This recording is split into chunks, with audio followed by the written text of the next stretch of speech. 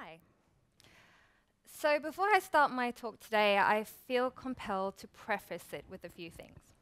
I am not an anthropologist or a social scientist. I am not a psychologist. I actually don't have any degree in the topic I'm going to be sharing and talking to you about today. But what I do have is a lifetime of passion. And that passion is to talk to you about humanity, and in particular, observations of humanity. And I was thinking about what it is about human beings that completely fascinate me, because I think we're very interesting creatures.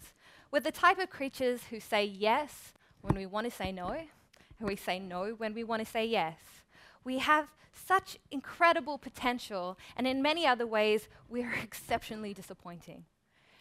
Human beings fascinate me. And I was thinking about when my interest in human beings kind of began. And I was able to remember being around 3 or 4 years old, lying on a mat in nap time in kindergarten.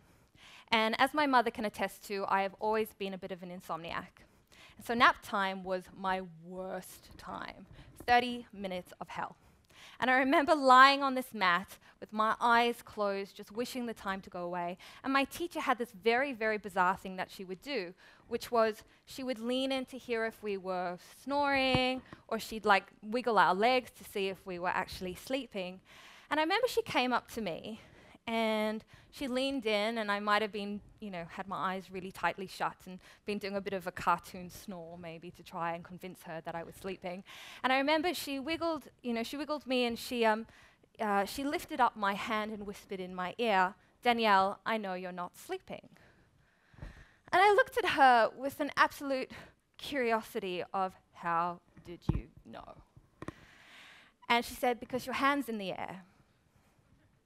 And she said, "When you sleep, your body is limp. And if you were sleeping and I lifted your hand, it would have dropped to the ground." And something inside me clicked. That when human beings have certain things going on in their lives, they do certain things. When you're sleeping, your body is limp and numb. And so began this turn of events, this new way of thinking about human beings. And suddenly I found myself spending my entire childhood mimicking people. My poor mother would be in the shopping centers, and I would literally be standing next to people copying exactly what they were doing. Embarrassing for her, but interesting for me, because I just wanted to understand people. I wanted to understand human beings. And this continued into my teenage years, where I would spend too many hours in cafes just sitting and observing human beings, recognizing whether people were left-handed or right-handed, trying to guess whether they're excited about the person they were about to meet, trying to work out if the waiter was or wasn't in a good mood. And it was this interest in humanity and human behavior that inspired my idea of becoming a director, which meant that my opportunities would be to spend a lot of my time observing human behavior. Now, I've been quite fortunate. I've had a very esteemed career. But in the projects that I got to work on, what I didn't get to do was really connect with this interest that I had in human beings. And so in 2010, I decided to embark on a massive journey and start my own production company. And that was called the 1111 Project. And what the 1111 Project is, it's an organization that specifically focuses on using arts and entertainment for good.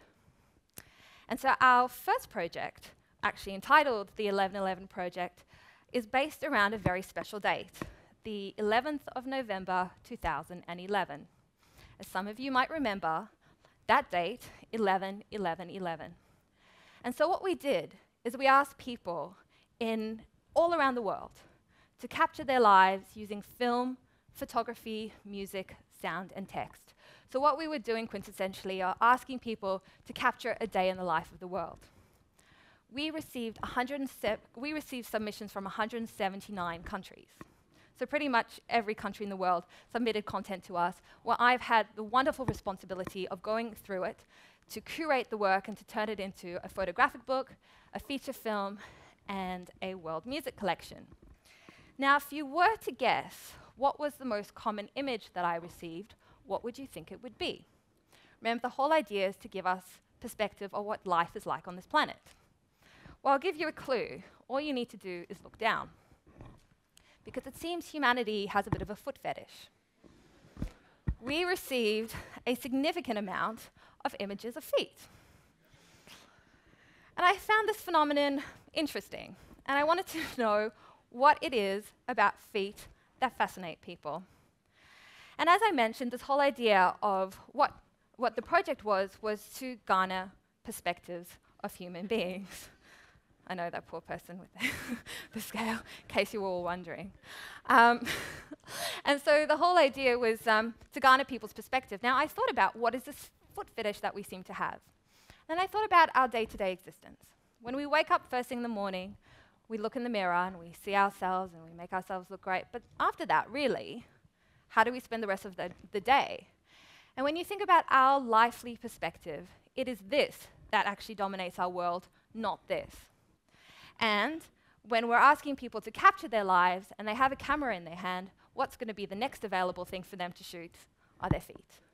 And I just thought that was just an interesting little fact about people. I never really thought about it. I don't pay too much attention to my feet, but hopefully we can all maybe pay a little bit of love and recognition to the very, very special parts of ourselves that do get a significant amount of recognition. Now, the 11th of November last year, as some of you might remember about maybe what was happening in the news, one of the big movements at the time was, of course, the 99% movement. And we received lots and lots of images of the 99% movement of people anti-Wall Street, people asking for equality, people asking for a sense of understanding and compassion when it came to world finances. Another big thing that everyone might associate with the 11th of November is, of course, Remembrance Day. It is Remembrance Day and Armistice Day in 8 countries around the world. And the 11/11 Project film features 2 minutes of silence to pay attention and dedication to the fallen soldiers. And for me, this is important because whether you're in France or whether you're in Australia, whether you're in the UK or the States, the loss of life is meaningful and significant to all people. Another significant image that we received on the day was were from people who decided that 11/11/11 was a date worthwhile remembering, specifically if you were getting married. Now, I'm going to show you some images that we received of weddings that we received from the 11th of November 2011.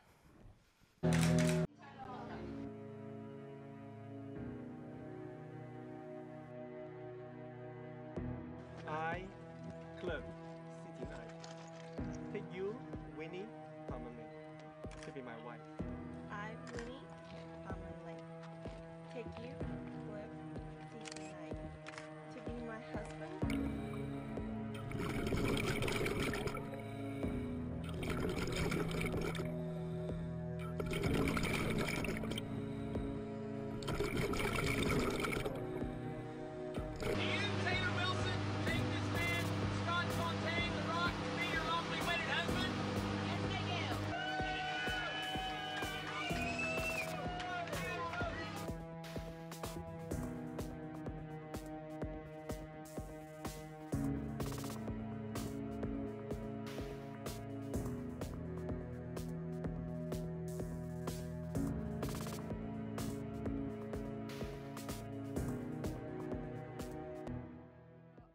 So I'm a huge fan of that part of the film, and it goes on for a little bit longer where we see mass weddings happening in Pakistan and in India.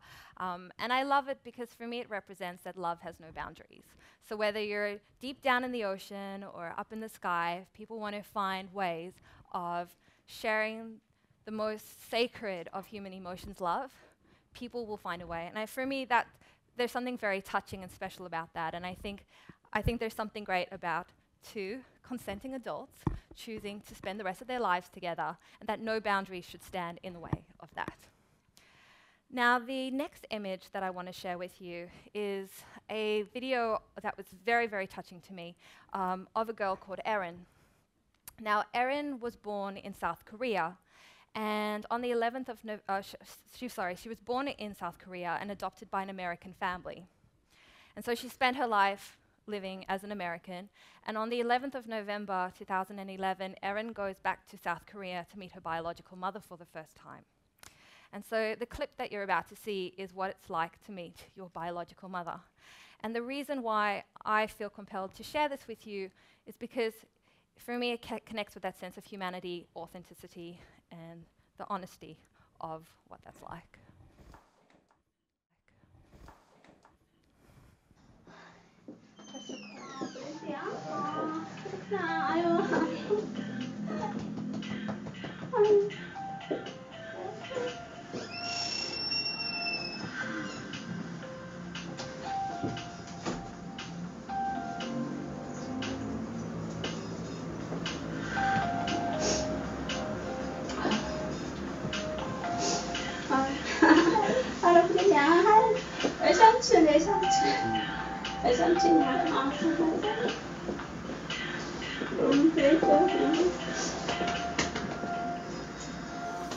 Your first mom's brother. Uncle. Oh, okay. Yeah, older brother. Older brother. Oh, okay. 오늘 이렇게 조금 떨어져 계시니까 저 누구신가 했어요. 그럼 누구신지 모르고 그냥 앉아 계셨던 거예요? 아니, 딱 보니까 얘는 어떠세요? 그러니까 I think 어제도 하도 미리미리 많이 울어가지고 그냥 이제 눈물도 안 나네. she was crying already. 그래서 이제 눈물이 말랐어. yesterday. 어머니, 저기 남편이에요. 그러니까. 예. 예. Her husband, Brent. 예. 그리고 예. First mom. Yeah. Will I meet my sister today too? Yeah, she said that she's working now. Yeah. 은행이죠? Till 7. Yeah. So after 7시 넘어야 maybe around 7 p.m. 한 8시 she's gonna meet you. 그러니까 언니를 만나길 원하는데. Yeah. She really want to see you. Yeah, I do too. 또 어머니 해주셨네. 어디 사세요? 되게 그 아버님? 성남도요. 성남에요? 근데 어디서 같이 만나서 오셨어요? 저기 분당에 내가 집이니까. 아 이번에 같이 분당. 네. Here lives in 분당, in suburb of Seoul. 외할머니. 분당. 예. 아 같이 사세요? 외할머니하고? 네. 아, your grandma lives with together with him. Oh, okay. in 분당. And, 분당. okay. 어머니 어떠세요? 만나니까 좋으시죠? 너무 좋죠. 정말 Yeah. 좋죠. 너무 좋아. She's very good to see you. Yeah, I'm so happy. 너무 행복하네. Stay till I love. 예, 똑같네요. So there's nothing very Hollywood-esque about that moment. There's no Hans Zimmer music playing in the background, this dramatic run to one another where they give each other this incredible hug. They're in a very sterile room. The music you hear playing in the background is Erin's mother's mobile going off. And it's just so, what I love about it is it's not glamorous. It's truth and honesty. And for some people, what would have been a day of just going to work and taking the kids to school, for other people was one of the most extraordinary days of their lives. And another reason why I wanted to show that clip is I thought it was so interesting that you have a mother and daughter in the same room and they don't speak the same language. That you need a translator to communicate between those two people. And the reason I let the clip play on for as long as I did is I don't know if anyone heard at the end, Erin says to the translator, "Can you tell my mother I love her?" And she doesn't hear her, and those words never get said. And for me, there's something heartbreaking about that, and it really makes me think about the importance of language, communication, and understanding that the language barrier sometimes stops us from hearing the most important things that we need to hear as human beings. So why did I make this project?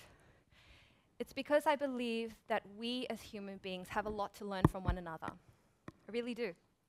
And I hoped that by taking the time to get to know one another, we could perhaps create a much more compassionate existence for all people, where there are no boundaries limited by access to technology, access to language, where we can all just take the time to get to know one another. And as for the 11/11 project, where we relook at the 11th of November 2011, well, I look forward to looking back with all of you. Thank you.